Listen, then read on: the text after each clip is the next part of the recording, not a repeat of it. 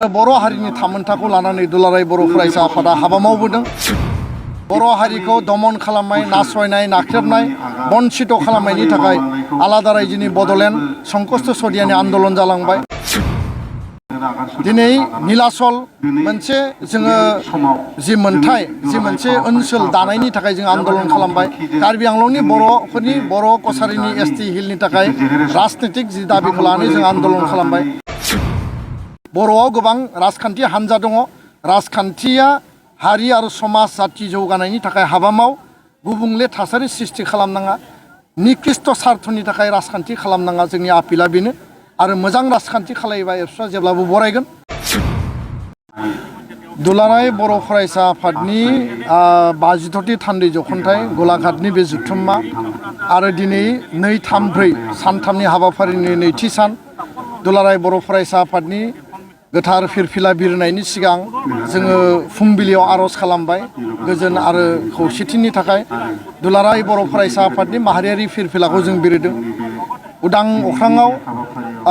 दुलाराय बर' फरायसा आफादनि गोमो गाबनि जे दाहाल थुंग्रिनि फिरफिला उदाङै बिदिनो बिरबाय।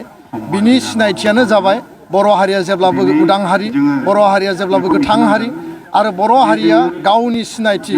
जे आत्म परिचयखौ लानानै बर' हारिनि रैखाथि आरो बर' हारिनि थामोनथाखौ लानानै दुलाराय बर' फरायसा आफादा हाबा मावबोदों।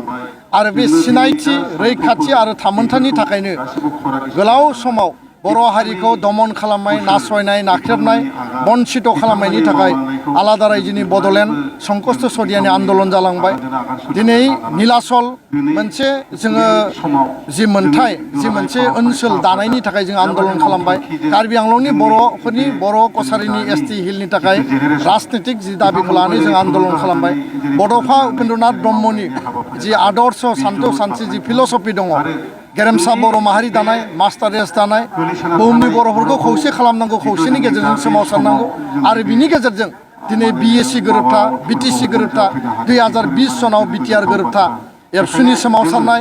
बिएलटिनि सोमावसारनाय, एनडिपिनि सोमावसारनाय, गणतान्त्रिक आरो हाथियार सोमावसारनायनि गेजेरजों दिनै मोनसे सान्थि आरो गोजोननि मोनसे परिबेस जों मोनबाय। दुलाराय बर' फरायसा आफादा जोङो साफा साफा गेरेमसा बर' माहारि दानायनि साफा साफा खैनिक फायखि हिसाबै, केदार हिसाबै जों दिनै समायखिरा लायो। बर' हारिखौ सिबिनायनि थाखाय, बर' हारिखौ दानायनि थाखाय दुलाराय बर' फरायसा आफादनि मिरुनिफ्राय लानानै जिल्ला दख'रा जों साफ्रोमबो जोङो निस्थाबानै खुनु जोङो बेबायदि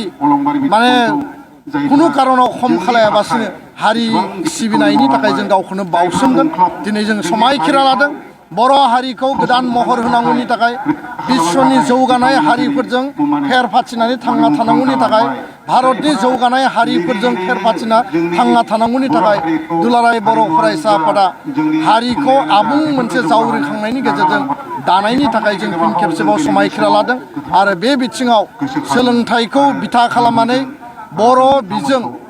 आरो गुन गोनां सोलोंथाइनि मोनसे सोमावसारनाय, बिनि थाखाय जोङो थांखि लागोन आरो बिनि गेजेरजों बर' बिजों थांना थानायनि थाखाय जोङो खामानि मावगोन। बिटिआर गोजोन गोरोबथानि जिखिनि दफाया मावफुंजाबाय,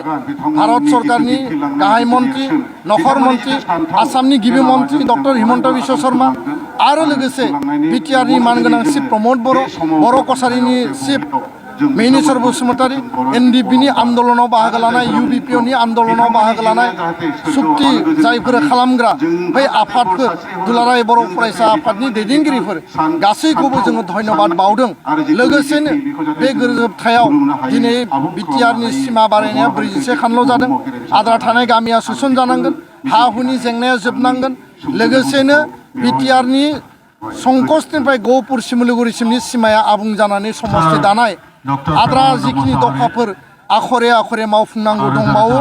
बर' कसारि काउन्सिलनि गामि थिसननाय, समस्ति दानाय आरो लोगोसे बिसायख'थि खुंनाय, बे दासिमबो जायाखै, बेखौ मावफुंनांगौ दंबावो। कार्बि आंलंनि बर'फोरनि एसटि हिलनि मर्यादा होनांगौ, बे आद्रा जानानै दङ। बे बिथिङाव आद्रा थानाय दफाफोरखौ भारत सरकारा मोजाङै रोखायै आखरे आखरे मावफुंनांगौनि थाखाय दिनै जोङो दाबि दैखाङो आरो दाबि दैखांनायनि गेजेरजों गोख्रैनो राजखान्थियारि मोनसे पदक्षेप इनिशिएटिभ पलिटिकेल इनिशिएटिभ लानानै 4 बोसोर जिहेतु दफाया जाबाय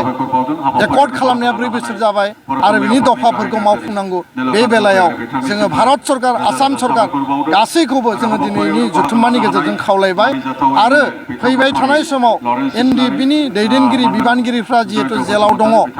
आरो बे जेलाव थानाय बिबानगिरि दैदेनगिरिफोरखौ गोख्रैनो लांदां अख्राङाव लाबोनानै पार्मानेन्ट पिस गायसननायनि थाखाय दुलाराय बर' फरायसा आफादा हाबा मावलांगोन लोगोसे आसाम नागालेण्ड बर्डार बेयाव जि हिरिम्बा नोगोर माने बर'नि मोनसे बायखोन्दा नेरसोन डिमापुर राजाबारियाव दङ बे जुथुम्मानि साखाथियावनो कासमारि दङ नागालेण्डनि नागा हाजो आरो बे लांदां बे हायेन ओनसोलाव बर'फ्रा रायजो जानानै दङ बे गोजोन आरो बे शान्तिनि बे ओनसोलखौ जाहाथे आसाम नागालेण्ड बर्डाराव कुनु हिंसानि जाथाय जाया हिंसा थासारि जाया आसाम सरकार भारत सरकारा बिनि